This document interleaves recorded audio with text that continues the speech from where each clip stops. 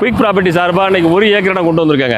1 acre செழிப்பான இடத்த கொண்டு வந்திருக்கோம். அந்த இடம் எங்கே இருக்குன்னா, நம்ம தென்காசி, நம்ம ஆய்க்குடி ரோடு இருக்குல்ல, தென்காசிலேருந்து பஸ் ஸ்டாண்ட் ஆய்க்குடி ரோடு இருக்குல்ல, அதில் தேசியா நகர் அந்த போர்டு இருக்குது பாருங்கள். அந்த தேசியா நகரில் இங்கேருந்து கரெக்டாக நம்ம நிற்கிற லொக்கேஷன்லேருந்து கரெக்டாக 3/4 கிலோமீட்ரு, கரெக்டாக அந்த இடத்துல வேண்டிய 3/4 கிலோமீட்டர் வருங்க. தேசியா நகர் நல்ல தார் ரோடு ஏரியா. இதில் 1 ஏக்கர் இருக்குது. சுற்றிலும் நல்ல வசதி. நம்ம இடத்துக்கு முன்னே என்ட்ரி ஆகிற முன்னாடி என்ன செய்கிறாங்க, இபி வசதி கொடுத்துருக்காங்க. இடத்துக்கு முன்னாடி அவங்களுக்கு என்ன செய்கிறாங்க, வீட்டு மனம் இருக்குது. நாளைக்கு தேவைன்னா நீங்கள் மனையானாலும் பிரித்து விற்றுக்கலாம். அதுக்கு தக்கன வாய்ப்பாக உள்ள இடம் ஒன்று விற்பனைக்கு வந்திருக்கு. டைரக்ட் ஓனருங்க, டைரக்ட் ஓனர் ப்ராப்பர்ட்டி. இன்னும் தோட்டம் தாங்க.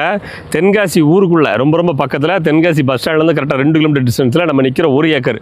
இது 1 ஏக்கர்னு சொல்கிறத விட ஒரு ஒர்த்தபிளான லேண்டுன்னு சொல்லலாம். அங்கே பாருங்கள், அந்த ஷெட் இருக்கா, பச்சை கலர் ஷெட்டு தெரியுது பார்த்தீங்களா, அது ஒரு சின்ன ஒரு ஸ்மால் ஸ்கேல் ஃபேக்ட்ரி ஒன்று இருக்குது.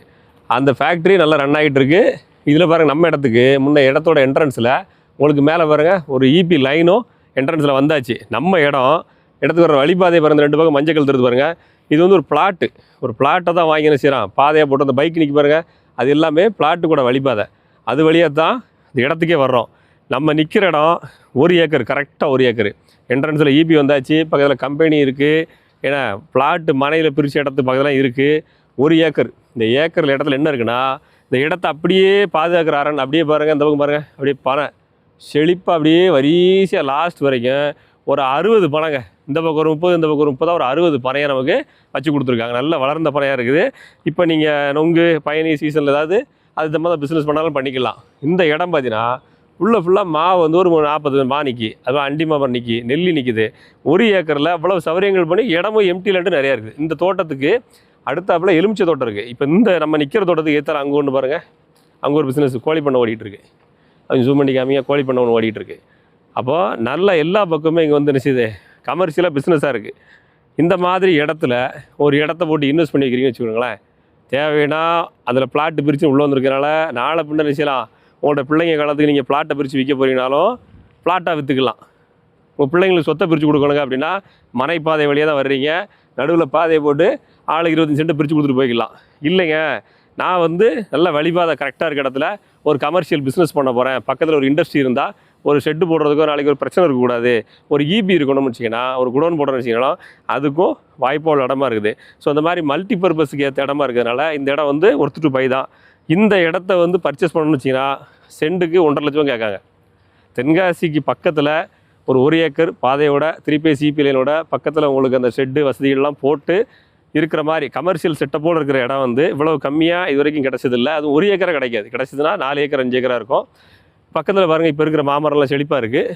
இந்த லொக்கேஷனில் நீங்கள் இடம் வாங்க நினச்சிங்கன்னா ஸ்க்ரீனில் கொடுத்துருக்க நம்பர் கான்டாக்ட் பண்ணுங்கள். வாங்க தோட்டத்துக்கு உள்ளே கொண்டு ஃபஸ்ட்டு உள்ளே காமிச்சிட்றேன். நம்ம சொன்ன இடத்துல பாருங்கள், நல்ல பானை இவ்வளோ செழிப்பாக இருக்குன்னு பாருங்கள். நல்ல பனை சம்மந்தப்பட்ட தொழில் பண்ணனால அதுக்கு தக்கன ஏற்ற இடங்க இது.